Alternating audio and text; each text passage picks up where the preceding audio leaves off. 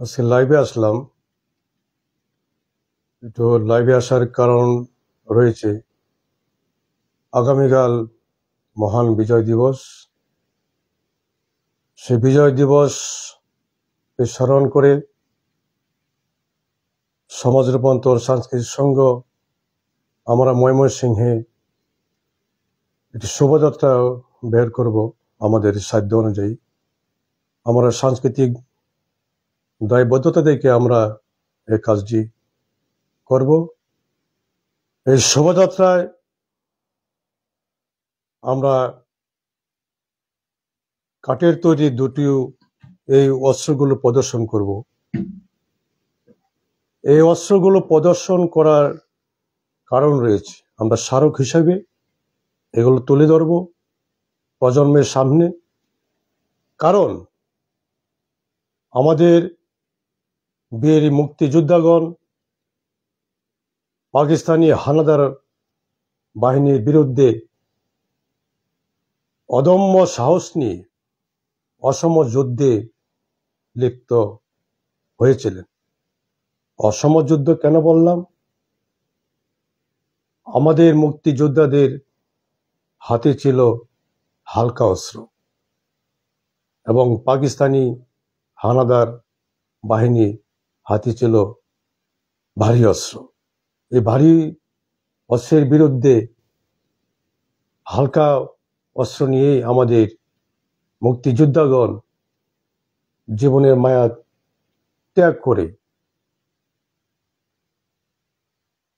যুদ্ধে ঝাঁপিয়ে পড়েছিলেন।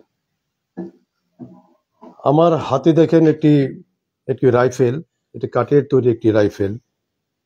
এটাকে বলে 303 রাইফেল। এটা কোনো অটোমেটিক স্বয়ংক্রিয় যন্ত্র নয়, ছিল না তখন। এটি ম্যানুয়ালি ব্যবহার করতে হয় এবং রাইফেলটি ছিল এমনই, আমি যে কাঠের তৈরি করেছি আমাদের সাংস্কৃতিক কার্যক্রমের জন্য, এই 303 রাইফেলটি ছিল এমনই। এই যে কাঠের তৈরি যে রাইফেলটি দেখা যায়, আপনারা গুগলে সার্চ করলেও দেখতে পাবেন। একটি সামান্য একটি অস্ত্র। এই অস্ত্র দিয়েই আমাদের মুক্তিযোদ্ধাগণ বীর দর্পে ঝাঁপিয়ে পড়েছিলেন এই বাংলাদেশ সৃষ্টির জন্য। আরেকটি অস্ত্র আমার ডান পাশে দেখতে পাবেন। এটা একটি স্ট্যান্ড গানের আদলে তৈরি করা। আপনার সিনেমাতে হয়তো দেখেছেন, ওরা 11 জন সংগ্রাম, ওইসব সিনেমাতে এসব অস্ত্র দেখা যায়। মুক্তিযোদ্ধাগণ এই আরেকটি হালকা অস্ত্র, এই স্ট্যান্ড গান, এটা ওনারা ব্যবহার করতেন। এই অস্ত্রগুলো হলো হালকা অস্ত্র। এই ধরনের হালকা অস্ত্র ওনারা ব্যবহার করে সেই পাকিস্তানি হানাদার বাহিনীকে পরাজিত করেছিলেন এবং পরাজিত করেছিলেন আল বদর, আল শামস, যারা পাকিস্তানিদের পক্ষে অবস্থান নিয়েছিল মুক্তিযুদ্ধের বিরুদ্ধে গিয়ে, বাংলাদেশ সৃষ্টির বিরুদ্ধে গিয়ে। আমার পিছনে দেখেন আমাদের সেই লাল সবুজের পতাকা। এই পতাকাটি অর্জিত হয়েছিল আমাদের বীর মুক্তিযোদ্ধাদের হাতে। যে বীর মুক্তিযোদ্ধাগণ এই অসম যুদ্ধে সামিল হয়েছিলেন এই হালকা অস্ত্র নিয়ে।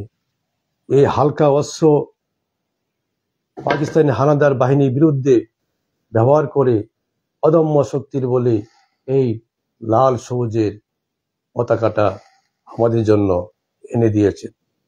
আজ বিশ্বের মানচিত্রে বাংলাদেশ যেমন স্থান করে নিয়েছে, তেমন এই লাল সবুজের পতাকা পথ পথ করে উড়ে জানান দেয় আমাদের মুক্তিযুদ্ধকে এবং বীর মুক্তিযোদ্ধাদের অবদানকে। আমরা যারা মুক্তিযুদ্ধের প্রজন্ম এবং পরবর্তী প্রজন্ম, স্বাধীনতা বয়স ৫৫ বছর হয়েছে, আমাদের দায়বদ্ধতা রয়েছে।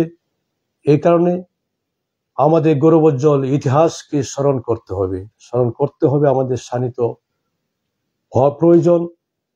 এই রক্তাক্ত একটি যুদ্ধ, লক্ষ লক্ষ মানুষ প্রাণের বিনিময়ে এমন একটি দেশ আমরা অর্জন করেছি।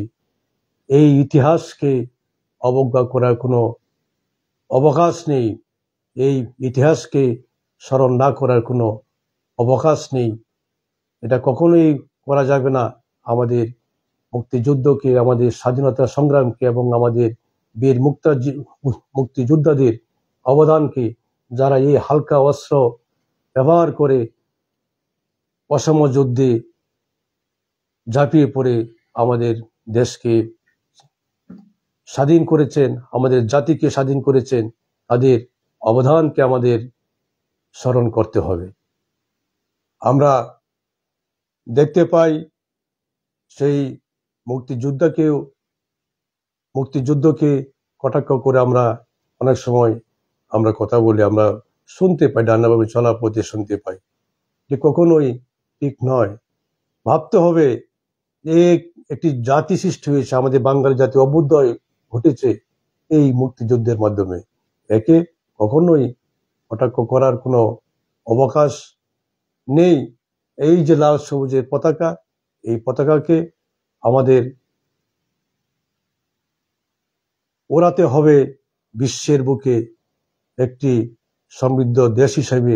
একটি মুক্তিযুদ্ধের অবদানকে স্মরণ করে আমাদের সেই ইতিহাসকে আমরা ধারণ করতে হবে। আরেকটি আমরা দেখতে পাই মুক্তিযুদ্ধকে ব্যবহার করা। এই যুদ্ধ ছিল সমগ্র বাঙালি জাতির, তাই একে গণ্ডিবদ্ধ করার কোনো অবকাশ নেই। ইতিহাস বহমান স্রোতের মতো, সেই ইতিহাস এগিয়ে যাবে। পৃথিবী যতদিন থাকবে আমাদের বাংলাদেশের ইতিহাস থাকবে।